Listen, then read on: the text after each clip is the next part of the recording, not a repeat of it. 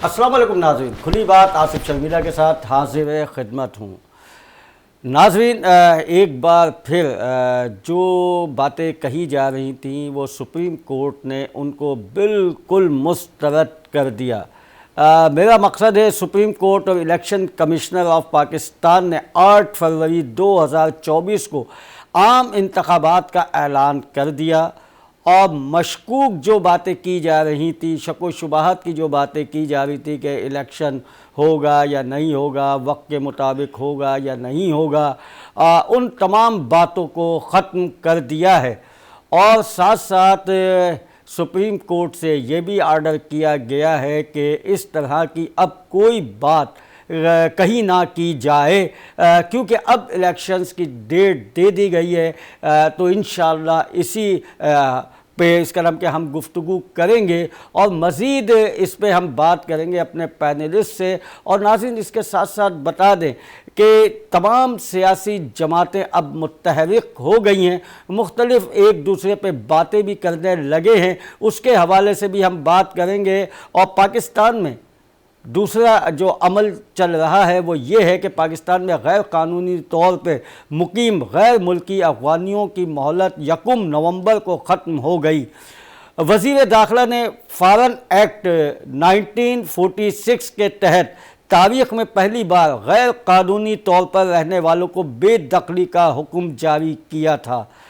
पाकिस्तान के तमाम सूबों, शहरों, कस्बों से, जिनमें इस्लामाबाद, कराची, लाहौर, रावलपिंडी, फैसलाबाद, फारुखाबाद, सरगोधा और डिवीज़न और पहला मरहला यहाँ से शुरू हो चुका है और सैकड़ों की तादाद में अफ़गानियों को कुछ यहाँ से डिपोर्ट कर दिया गया है, यानी कि उनके इलाक़ों में भेज दिया गया है, उनके मुल्क भेज दिया गया है और कुछ को सेंटरों में अभी रखा हुआ है। उनको तमाम चीज़ें वहाँ मैसर हैं, खाने पीने की, रोज़मर्रा के इस्तेमाल की चीज़ें वो हुकूमत उनको दे रही है। और मज़ीद ये भी देखने में आया है, कुछ पकड़ा दकड़ी भी हो रही है, कुछ ऐसे थे गैर मुल्की जो कि छुप गए थे, लेकिन उनको भी सामने लाया जा रहा है और उनको उन कैंपों में, उन सेंटरों में पहुंचाया जा रहा है। हम इस पे भी बात करेंगे।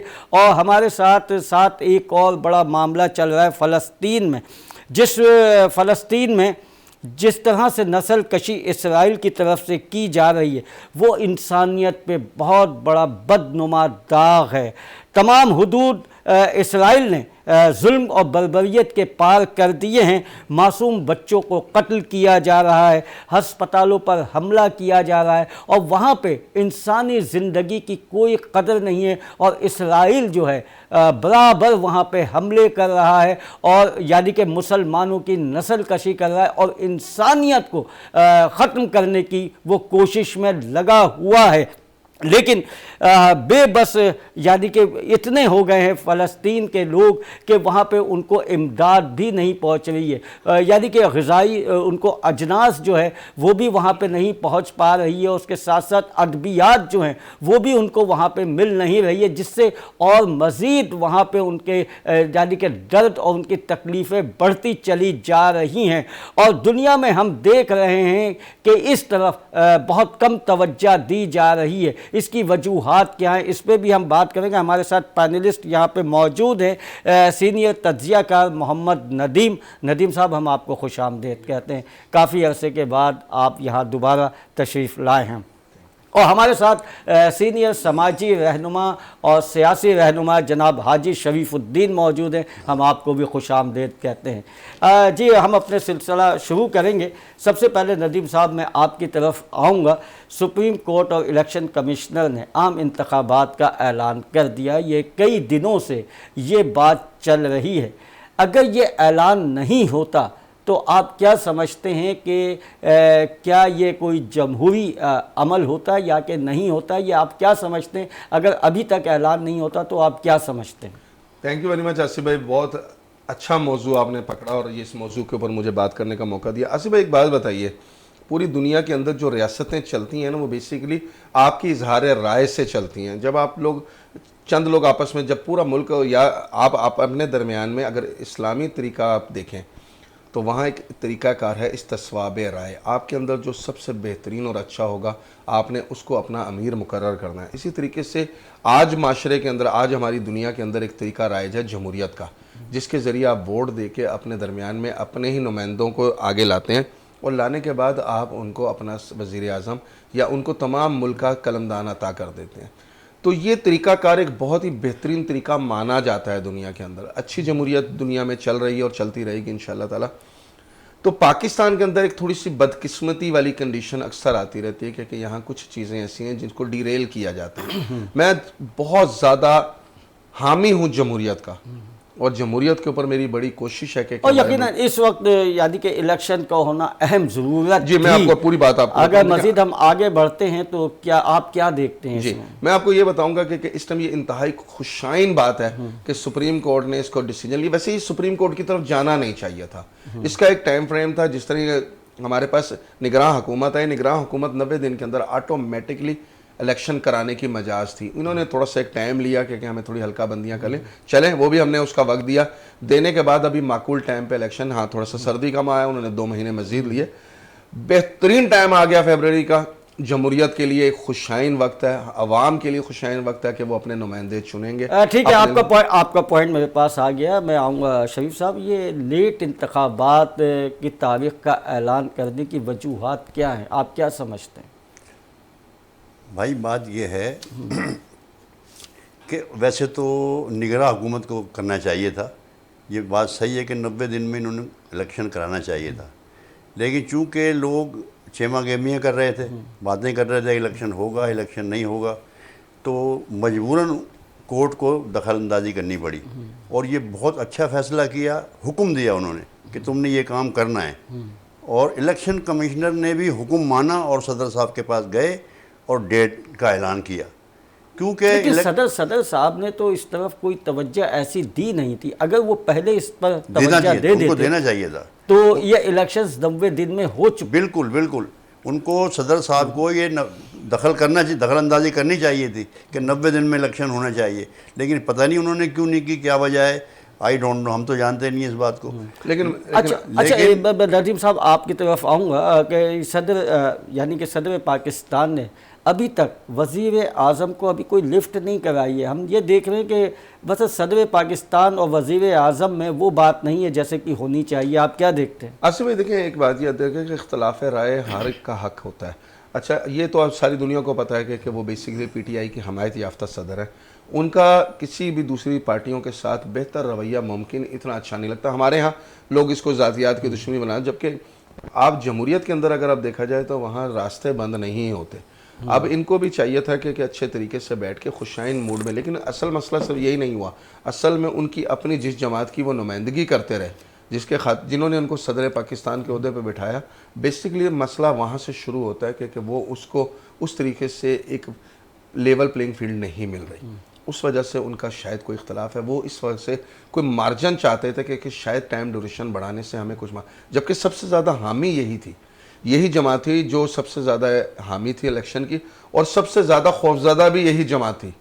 پی ٹی آئی واحد ایک جماعت تھی جو اس ٹائم پاکستان کے اندر اتنی خوفزدہ تھی کہ پتہ نہیں اب الیکشن ہوگا شاید کبھی بھی نہ ہو. وہ اتنا زیادہ خوفزدہ، لیکن اس کے سارے جتنے بھی یہ افواہیں ہیں اور یا ان کے جو خدشات تھے وہ آج دنیا نے دیکھ لی، وہ غلط ثابت ہوئے.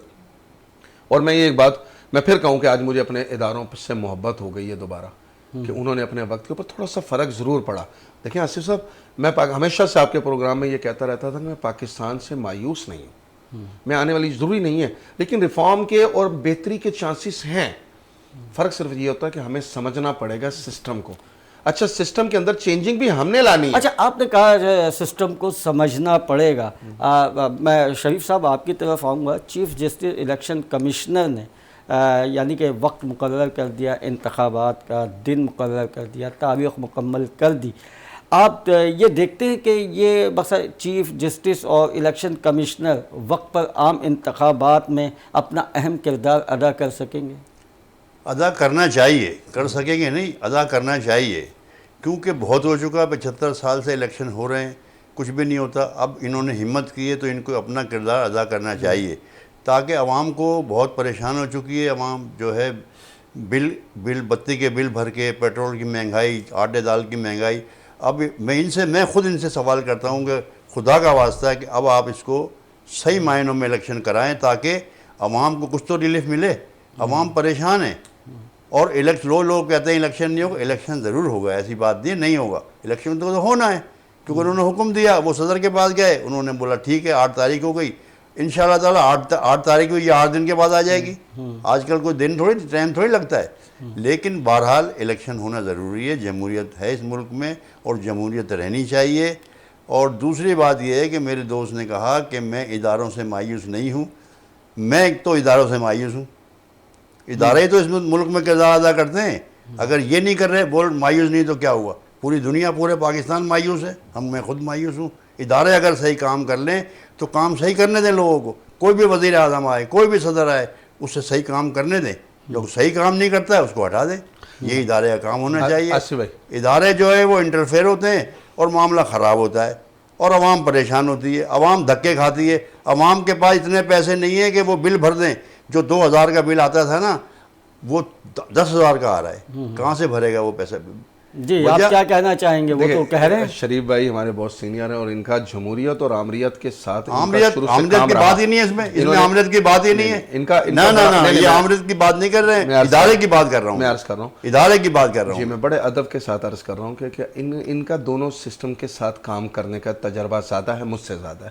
تو میں ان کو چیلنج تو نہیں کر سکتا, لیکن میں یہ سمجھتا ہوں کہ کچھ چیزیں غیر جمہوری طریقے سے ہوتی ہیں, کچھ چیزیں غیر آئینی طریقے سے ہوتی ہیں. ان کو اگر آئینی طریقے سے کر لیا جائے تو ابھی دیکھیں آپ جب الیکشن کرانے ایشو نہیں تھا, بہترین حلقہ بندیاں بھی ضروری تھیں. اس کے علاوہ موسم کی صورتحال بھی آپ کو پتہ ہے. ایک الیکشن کمپین جب شروع ہوتی ہے تو اس کے ساتھ بہت سارا سسٹم چینج ہوتا ہے, بہت سارے انوائرمنٹ تبدیل ہوتی ہے. اس انوائرمنٹ کو دیکھنے کے لیے آپ کو ہر چیز کو اس کے موسمی حالات بھی دیکھنے پڑتے ہیں, ملکی حالات بھی دیکھنے پڑتے ہیں. شدید سردی کا موسم ہوتا, اگر انہوں نے 2 مہینے ایکسٹرا لیے تو میرے سامنے کوئی غلط نہیں کیا. یہ باہمی رضامندی سے ہوتا ہے. سپریم کورٹ کو اچھا تیسری بات آپ کی بات کے درمیان میں ایک بات میں کہتے رک گیا کہ دیکھیں ہمیں اس نہج تک نہیں پہنچنا چاہیے جہاں ہمیں سپریم کورٹ جیسے فیصلے سپریم کورٹ کو ملوث یا ہمارے کورٹوں کو ملوث کرنا چاہیے. یہ بیسیکلی جمہوری اداروں کا کام ہے اور ہمارے اوپر کے اداروں کا کام ہے کہ وہ ان ہاؤس کسی بھی تبدیلی یا ان ہاؤس کے اندر کوئی بھی کام ہو اس کو ان ہاؤس ہی حل کیا جائے. عدالت میں تو ہم جب جائیں جہاں زیادتی جیسی کریں تو زیادتی کیوں ہو؟ جب ہم 2 آدمی 2 پارٹیز آپس میں بیٹھ کے 4 پارٹیز آپس میں باہمی فیصلہ کریں اور بحث و مباحثہ کریں اور آپس میں ایک فیصلے پہ متفق ہو جائیں. یہ ہماری جمہوریت کا بہترین عمل ہے. اچھا, کئی سیاسی پارٹیوں نے پہلے ہی سے یہ سندیشہ دے دیا ہے کہ وزیر اعظم ہمارا ہوگا. آپ کیا سمجھتے ہیں؟ بلاول صاحب بھی یہی کہہ رہے ہیں, آصف زرداری صاحب بھی یہی کہہ رہے ہیں کہ پیپلز پارٹی کا ہی وزیر اعظم ہوگا. ادھر مسلم لیگ نون بھی کہہ رہی ہے کہ وزیر اعظم ہمارا ہوگا. اچھا آصف بھائی, اس میں ایک جملہ ایڈ کروں. بات تو سچ ہے مگر بات ہے رسوائی کی. ہمارے ہاں جب کسی بھی چیز سسٹم کو جب پہلے ڈیریل کیا جاتا ہے, ڈیریل کے بعد جب اس کو دوبارہ ریل اپنی کنڈیشن پہ لانا چاہتا ہے تو بہت ساری کمٹمنٹ ہوتی ہیں, اور وہ کمٹمنٹ جو ہوتی ہیں نا وہ آن دا ریکارڈ بھی آ جاتی ہیں, کبھی دفعہ آف دا ریکارڈ رہتی ہیں. تو ہمارے بھی ان پارٹیز میں سے بہت سو کو خواب دکھا دیے گئے ہیں. دیکھیں میں یہ سمجھتا ہوں کہ آپ کے اندر کسی نے بھی جمہوریت کے اندر کوئی غلط کام کیا, غلط کرنے کے بعد اس کو فوراً دبایا نہ جائے, بلکہ عوامی رائے کے حساب سے لوگوں کو فیصلہ لیا جائے کہ وہ اس جگہ کھڑے ہو سکتے ہیں کہ نہیں. انکلوڈ آپ کی جو ایک سابقہ جماعت تھی جس کو بھی بین کرنے کی باتیں کی جا رہی, میں کہتا ہوں ان کو بھی عوام کے کٹہرے میں دے دیا جائے. اسی طریقے سے ان لوگوں کے ساتھ بھی ان دونوں ساری پارٹیز ہیں جس میں مولانا فضل الرحمان صاحب بھی ادب کے ساتھ بڑے سینئر سیاستدان ہیں, وہ بھی یہی کہتے ہیں کہ جی اب ہم لوگوں کو آگے آنا پڑے گا یا اب ہم آئیں سب سے آگے. تو ایسا نہیں ہے. اگر آپ فیلڈ کے اندر جا کے کھڑے ہوں گے تو اس وقت فیصلہ ہوگا جب عوام اپنے فیصلے دے گی. عوام کو اصل فیصلہ تو عوام کو کرنا ہے. اچھا اب یہ عوام کس سب کو لے بات کر دکھانے آتی والی ہے, بات ہے. یہ سب اور ظاہر الیکشن ہوں گے تو اس وقت یہ فیصلہ ہو جائے گا کہ وزیر اعظم کس کا بنتا ہے کس کا نہیں بنتا. ابھی تو اس کے بعد اور بھی مراحل آتے ہیں نا. دیکھیے الیکشنز ہو گئے, ٹھیک ہے, الیکشنز کے بعد بھی پھر ایک الیکشن ہوں گے, پھر اس میں سلیکٹ ہوگا, اس میں توڑ جوڑ ہوگی. ابھی سے توڑ جوڑ تو شروع ہو گئی ہے. ظاہر سی بات ہے کہ وہاں بھی بڑا بڑا مارجن دیا جائے گا, بڑا بڑا لالچ دیا جائے گا. تو ظاہر سی بات اس کے بعد کہیں جا کے وزیر اعظم کا سلیکشن ہوگا, یہ تو بڑی دور کی بات ہے. لیکن وہ پہلے سے کہہ دینا کہ جی وزیر اعظم ہمارا ہوگا, آپ کیا سمجھتے ہیں؟ کیا یہ آپس میں کوئی معاملات کچھ لگتے ہیں کہ ایسے ہیں؟ بات دراصل یہ ہے کہ 15 مہینے پاکستان کی تمام سیاسی پارٹیوں نے حکومت کی, حکومت کے مزے لیے ہیں.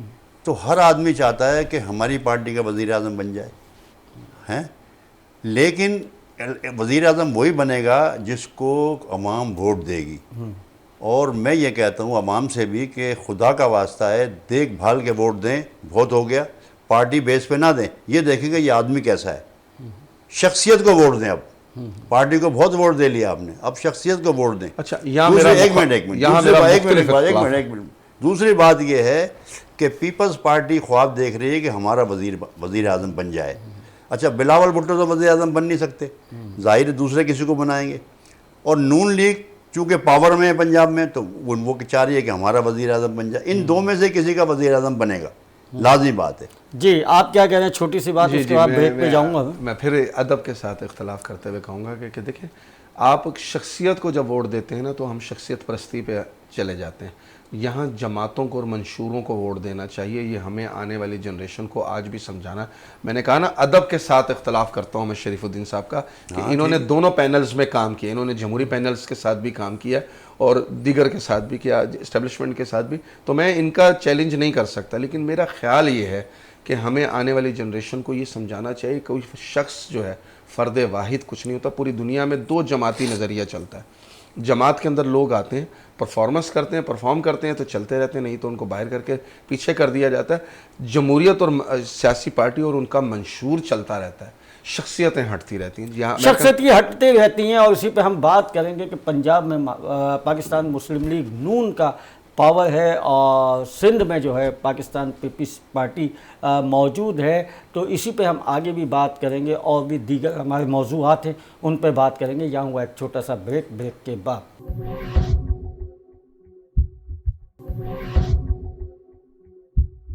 Welcome back. جی ناظرین، ہم بات کر رہے تھے الیکشنز کے حوالے سے، عام انتخابات کے حوالے سے جو کہ 8 فروری 2024 کو ہوں گے اور یقیناً ہوں گے. اب اس میں کوئی شب و شبہات نہیں رہا.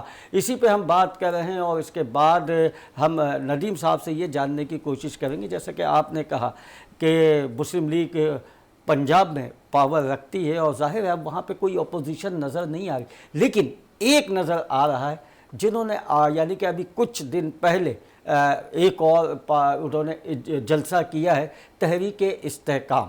تحریک استحکام نے بھی اپنا منشور لوگوں کے سامنے رکھ دیا ہے. تو آپ کیا سمجھتے ہیں کہ پنجاب میں استحکام جو ہے مسلم لیگ سے ٹکرا سکتا ہے، ایسا پاور میں آ جائے گا؟ اچھا آصف بھائی، آپ کی بات جو ہے نا میں تھوڑا سا بڑھا کے بات کروں. دیکھیں بیسیکلی پنجاب کی پولیٹکس کو سمجھنا پڑے گا.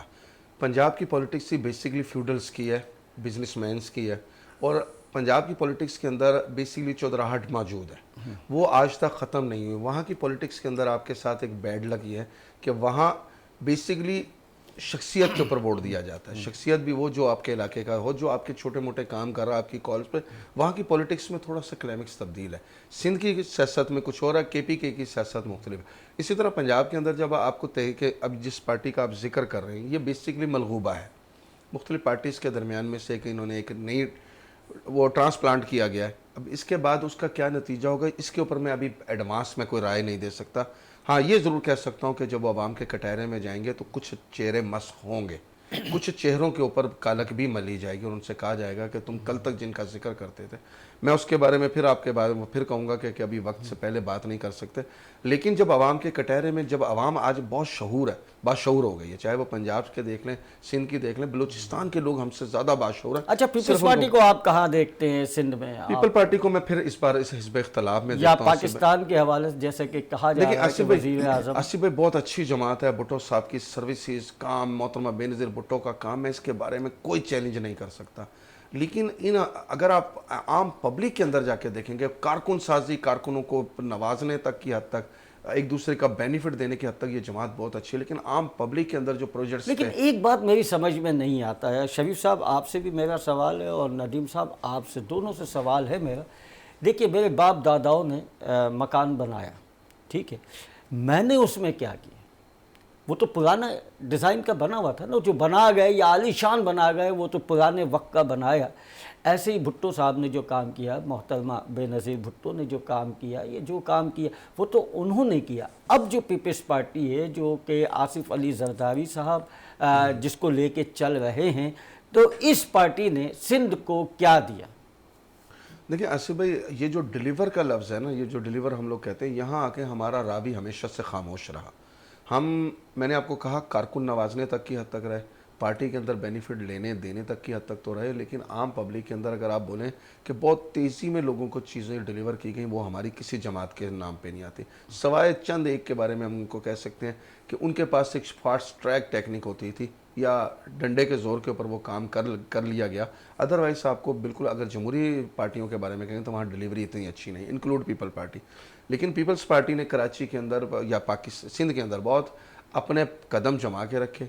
ان کا بھی طریقہ وہی ہے جو ہمارے ہاں ایک طریقہ چلتا ہے، رواج ہے کہ بڑوں بڑوں کو نوازو اور ان کے ذریعے سے ووٹ حاصل کر لو. اب عام پبلک کے اندر وہ بینیفٹ نہیں دے سکی. یہی بات تو عام لوگوں کو سمجھنا ہے کہ قوم کے لیے، یعنی کہ عوام کے لیے کون کام کر رہا ہے، ملک کے لیے کون کام کر رہا ہے، اس کی بہتری کے لیے کون کام کر سکتا ہے، اسی کو وزیر اعظم لانا ہوگا. جی آپ کیا کہیں گے کہ میں نے ایک مثال دی ہے کہ میرے بابا و اجداد نے تو ایک مکان بنا کے دے دیا، لیکن اس کی تعمیر اب ہمیں کرنی ہے، وہ تو نہیں رہے، تو اب ہم نے کیا کیا اس کے لیے؟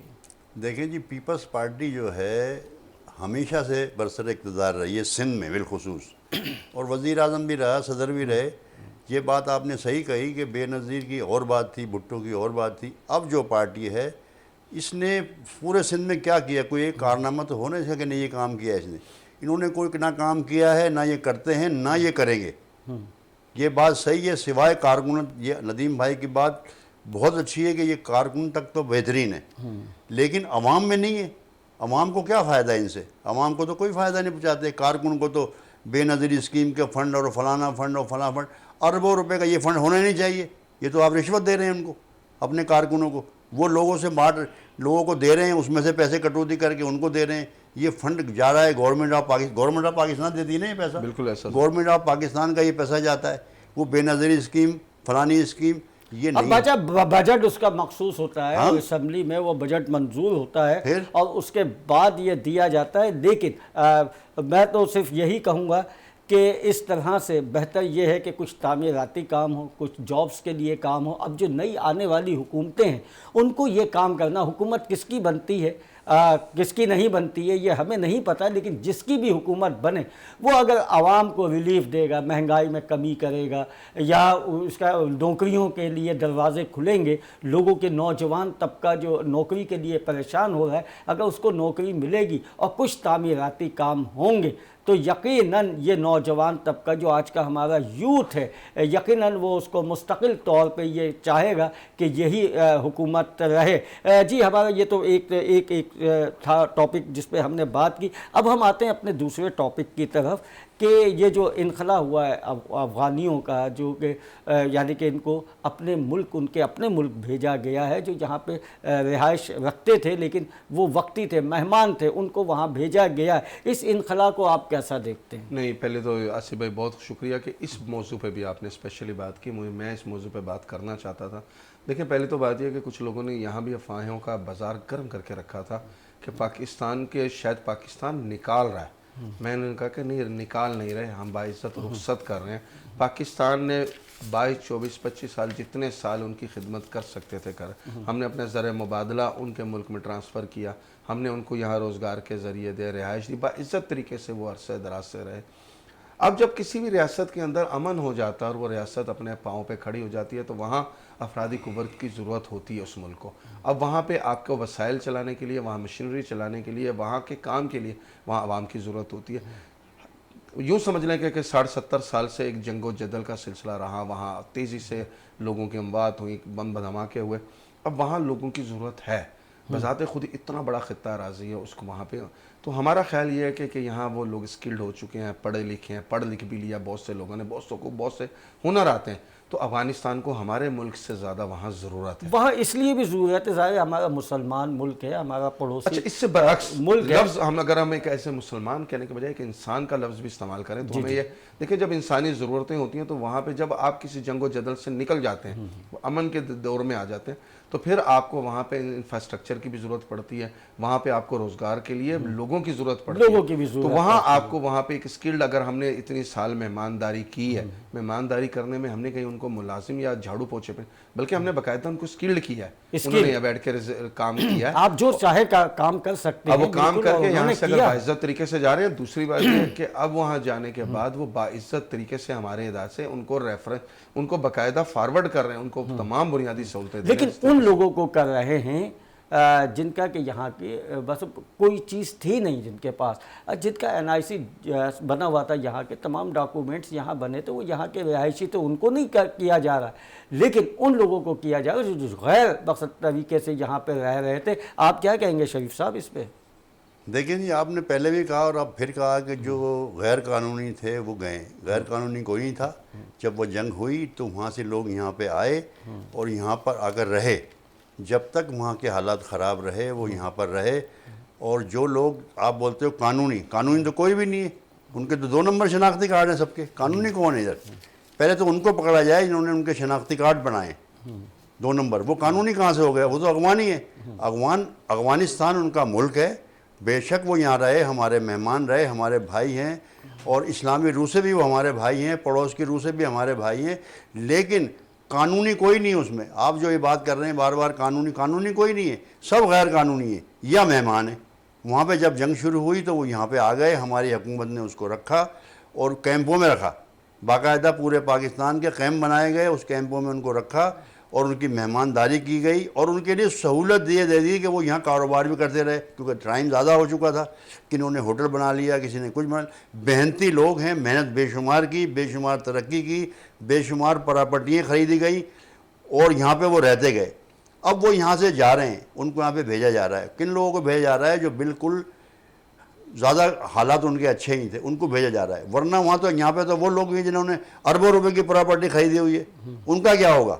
اچھا، یہ ایک بڑا اچھا واضح ہماری حکومت نے کیا کہ بھائی آپ اپنی پراپرٹی، یعنی پہلے سے کہہ دیا تھا جو پراپرٹی آپ اس کو سیل کر دیں یا جو کچھ بھی آپ کے پاس ہے آپ اس کو وہ کر دیں اور آپ یہاں سے چلے جاؤ. بڑی باعزت طریقے سے ان کو رکھا بھی جا رہا ہے اور باعزت طریقے سے ان کو ان کے ملک میں بھیجا جا رہا ہے. ایک بات میں آپ کو سناؤں، بالکل ہماری گورنمنٹ نے ان کو باعزت طریقے سے بھیجا ہے جتنے بھی لوگ گئے ہیں. لیکن بات وہ ہے کہ جو لوگ یہاں پہ نہیں جانا چاہتے یا جن کو نہیں بھیجنا چاہتے وہ لوگ بھی ادھر موجود ہیں. کچھ لوگ تو ایسے ہیں جو ان کو یہاں بھیجنا نہیں چاہتے، وہاں پہ وہ یہاں رکھنا چاہتے ہیں. اچھا ندیم صاحب، آپ سے میں سوال کروں گا. اس کی وجہ کیا ہے کہ یہ بات کچھ اور ہے جو قابل غور ہے. بات وہی ہوتی ہے قاعدے کی جو وہ اپنے فائدے کی. کچھ لوگوں کا فائدہ ان کو یہاں رکھنے میں، کچھ ملکوں کا فائدہ اس کو یہاں رکھنے میں، اس لیے وہ یہاں پر موجود ہیں اور یہاں پہ غلط کام بھی کرتے ہیں. سوری کہا، سب نہیں ہیں لیکن کچھ لوگ تو یہاں غلط کام بھی کرتے ہیں. نہیں، وہ تو اچھے برے ہر جگہ ہوتے ہیں اور تو ان کو سب کو بھیجا جائے. یہ بھی کہا جاتا ہے کہ منشیات جو ہے وہاں پیدا ہوتی ہے، وہ منشیات کے حوالے سے یہاں پہ کیا جا رہا ہے. آپ کیا سمجھتے ہیں کہ کچھ ایسے ہیں جو کہ وہاں پہ جائیں وہ پھر واپس آ جائیں، جن کے کاروبار یہاں پہ سیٹ تھے لیکن ایک ریزن طریقے سے، ایک صحیح طریقے سے، اس پہ آپ کیا کہیں گے؟ ان کے پاسپورٹ پہ آئیں، اپنے پاسپورٹ پہ آئیں اور ویزا لے کے آئیں. اچھا دیکھیں، یہی وہ ایک مہذب قوموں کا ایک طریقہ یہ ہے پوری دنیا کے اندر رائج ہے کہ آپ کسی بھی ملک کے اندر جا کے اس کا ویزا لے کے وہاں پہ آپ اپنے کاروبار کریں، آپ بالکل رہ سکتے ہیں وہ طریقے سے آپ اپنا. لیکن پاکستان کے اندر افغانیوں کے لیے یہ ایک سہولت بات ہے کہ جس کو وہ خود افغانی بھی اون کرتے ہیں کہ پاکستانی بیٹے کے لیے یہ لائن ہے، کنٹرول لائن ہے. لیکن یہ کنٹرول لائن نہیں بلکہ یہ ہمارا بارڈر، ہم جب مرضی آ جا سکتے ہیں. لیکن وہ اس وقت کے سرکمسٹانسز اور حالات ہیں.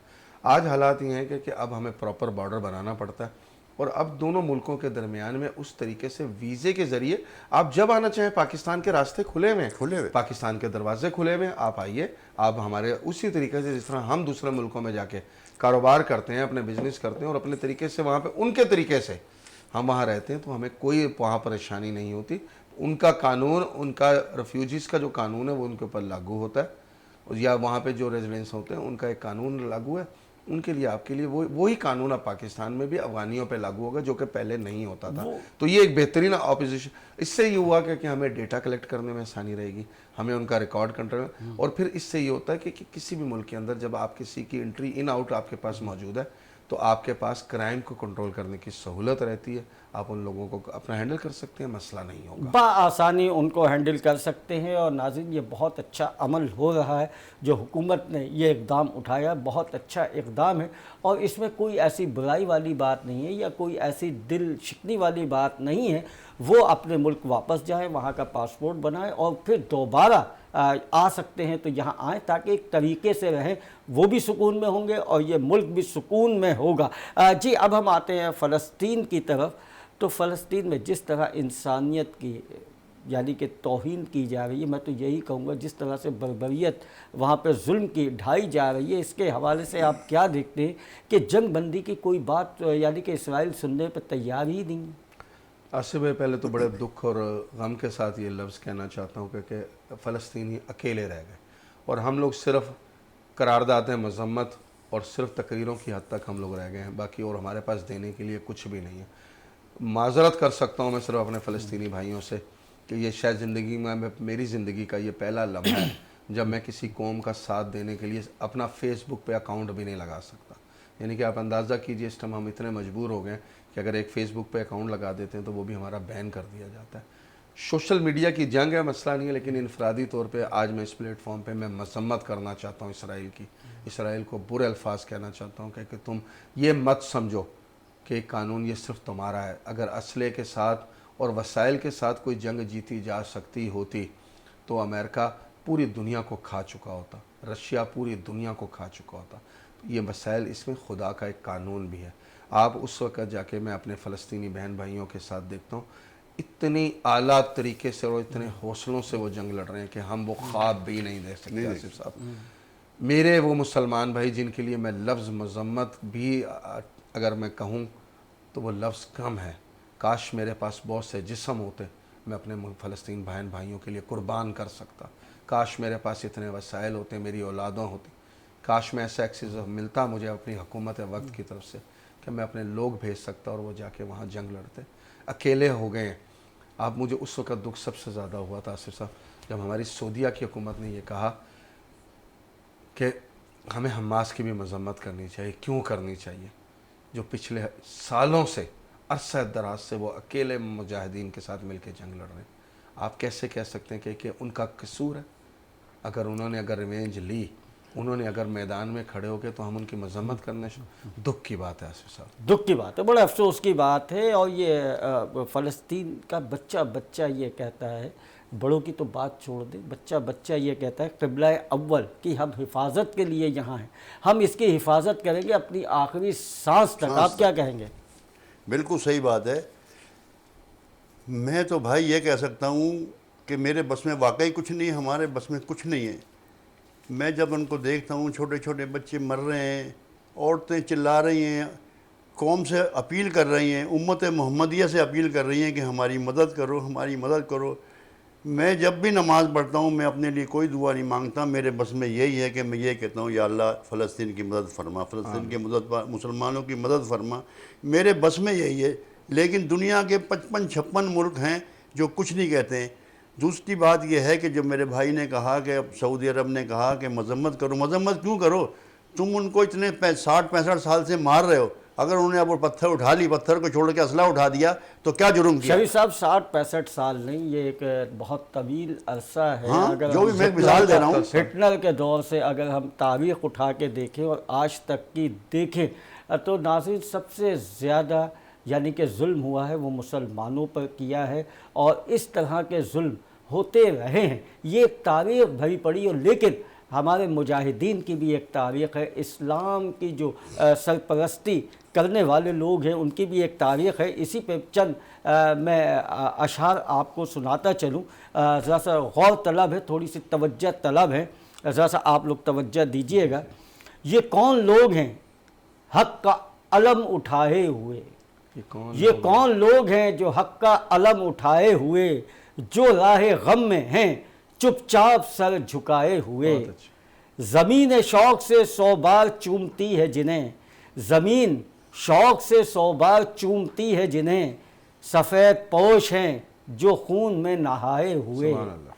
وہ راز کیا ہے, وہ راز کیا ہے جس کے امین ہیں یہ لوگ, وہ راز کیا ہے جس کے امین ہیں یہ لوگ کہ زخم کھا کے بھی زخموں کو ہیں یہ چھپائے ہوئے. بہت اچھی، بہت اچھی. وہ راز کیا ہے جس کے امین ہیں یہ لوگ کہ زخم کھا کے بھی زخموں کو ہیں چھپائے ہوئے.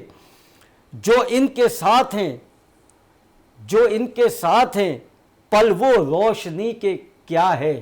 بہت اچھی. جو ان کے ساتھ ہے پل وہ روشنی کیا ہے کہ موج خون میں بھی چہرے ہیں جگمگائے ہوئے. بہت اچھی. کہ موج خون میں بھی ہیں چہرے جگمگائے ہوئے. ان کو ملا ہے یقیناً کوئی بلند مقام. واہ سبحان واہ. اللہ. ان کو ملا ہے یقیناً کوئی بلند مقام انشاءاللہ. کہ گھر لٹا کے بھی چلتے ہیں سر اٹھائے ہوئے. بہت اچھے، بہت اچھے. گنو تو کم ہیں سمجھو تو ان گنت ہیں یہ.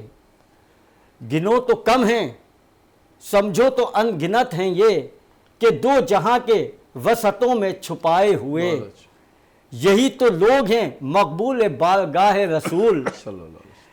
یہی تو لوگ ہیں بارگاہ میں رسول. یہی ہے رب دو جہاں کے آزمائے ہوئے. بہت اچھے. واہ. بہت اچھے. یعنی کہ ہمارا ایمان جو ہے وہ یہ ہے، ہمارا قبلہ اول جس کے لیے رسول اللہ صلی اللہ علیہ وآلہ وسلم نے بھی فرمایا کہ اس کی حفاظت اللہ تعالیٰ کرے گا، اور اسی کے پیچھے تمام چیزیں ہیں جس پہ، یعنی کہ یہ نسل کشی ہے، مسلمانوں کی نسل کشی ہے. تو آپ اس پہ کیا کہیں گے کہ یہ جو عمل ہے اس کو کس طرح سے روکا جائے، اس کے لیے کیا کیا جائے کہ یہ نسل کشی بند ہو؟ اور سب سے بڑی انسانیت، کسی بھی زبان سے تعلق رکھتا، کسی مذہب سے تعلق رکھتا ہو، لیکن انسان اگر ہے تو اللہ تعالیٰ ہمارا دین یہ فرماتا ہے کسی جاندار کی جان نہ لو چاہے وہ چونٹی کیوں نہ ہو. تو آپ اس پہ کیا کہیں؟ بات دراصل یہ ہے کہ اس کو تو روکنا چاہیے ان لوگوں کو جن کے پاس طاقت ہے. ہمارے پاس تو طاقت نہیں ہے، ہمارے پاس تو دعا کی ہے طاقت جو ہم دعا کر رہے ہیں، لیکن جو طاقتور ہیں ملک وہ کیوں نہیں بولتے بیچ میں؟ ہم دنیا میں مسلمان سب سے امیر ہیں، سب سے زیادہ پیسے والے ہیں، لیکن کیوں نہیں بولتے؟ بولتے نہیں ہیں نا. بولتے نہیں ہیں تو ایک دن ان کو بھگتنا پڑے گا. میں یہ کہتا ہوں کہ جو لوگ بھی اس کے فلسطین کے فیور میں نہیں بول رہے ہیں وہ ان کو بھگتنا پڑے گا. آج یہ یہاں حملہ کیا ہے، کل کسی اور ملک میں حملہ کریں گے، کسی اور پہ قبضہ کریں گے. ختم ہو گئی، وہاں امداد نہیں پہنچ پا رہی ہے. کئی بس ممالک ہیں وہ امداد پہنچانا بھائی دیکھو نا، چاہتے ہیں، ایک منٹ. لیکن اس طرح سے ان کی امداد نہیں پہنچ رہی. وہ تمام راستے بند کیے ہیں. ندیم صاحب آپ کیا کہیں گے اس کے حوالے سے؟ دیکھیں آصف صاحب، بات یہ کہ جنگ جو ہے نا وہ ایک تھوڑی سی بے درد قسم کی ہوتی ہے. اس میں نہیں، جنگ میں اصول ہوتے ہیں. دیکھیں کوئی بھی جنگ ہے، آپ کوئی بھی جنگ اٹھا لیں، جنگ بدر سے لے کے اس تمام جنگیں اٹھا لیں، لیکن اس میں کچھ اصول رہیں. یہ بڑی خوبصورت بات کی. اب میں آپ کو ایک بات بتاؤں آصف بھائی، اصول وہاں ہوتے ہیں جہاں ریفری آپ کے ساتھ نہ ملا ہو. جنگوں کے اندر یا کسی بھی کھیل کے اندر اس ٹائم تک اصول ہوتے ہیں جب تک کوئی ریفری، جہاں ریفری آپ کے ساتھ مل جائے اور پوری عوام اس کے ساتھ مل جائے اور وہاں پہ چند ایک لوگ کھڑے رہ جائیں تو پھر، اور جو اس کے حامی ہوں وہ بھی خاموش ہو کے، وہاں کوئی فیصلہ تو پھر نہیں ہو کوئی سکتا. فیصلہ ناصر، نہیں یہ ہو سکتا. ڈیبیٹ بہت لمبی ہے. کیا کریں کہ ہمارا وقت جو ہے ہمارے دامن میں وہ اتنا نہیں ہے کہ ہم اس پر مزید بات کر سکیں. لیکن جاتے جاتے شاید کہ میری یہ بات پہنچ جائے ان کانوں تک، ان کے دلوں تک، ان کے دل میں اتر جائے جو کہ اس طرح کے ظلم کر رہے ہیں، اور ان تک بھی پہنچ جائے جو میرے ملک کے لوگ ہیں، میرے ہم زبان لوگ ہیں، میرے پیارے وطن کے لوگ ہیں کہ خدا را الیکشن بھی ہونے والے ہیں پاکستان میں. 8 فروری 2024 کو الیکشن ہوں گے. آپ کا فیصلہ ہوگا. آپ جس کو چاہیں اس کو یہاں ووٹ دے کے لا سکتے ہیں، لیکن فیصلہ درست ہو، چاہے وطن کا ہو، چاہے اسلام کا ہو، چاہے اپنے دین کا ہو، چاہے اپنی زبان کا ہو. کسی کا بھی فیصلہ ہو، وہ فیصلہ آپ کا درست ہونا چاہیے تاکہ کل کو آپ منہ دکھانے کے قابل ہوں. اسی کے ساتھ ہی مجھے اجازت دیجیے گا، پھر ملاقات ہوگی. اللہ حافظ. ناصر.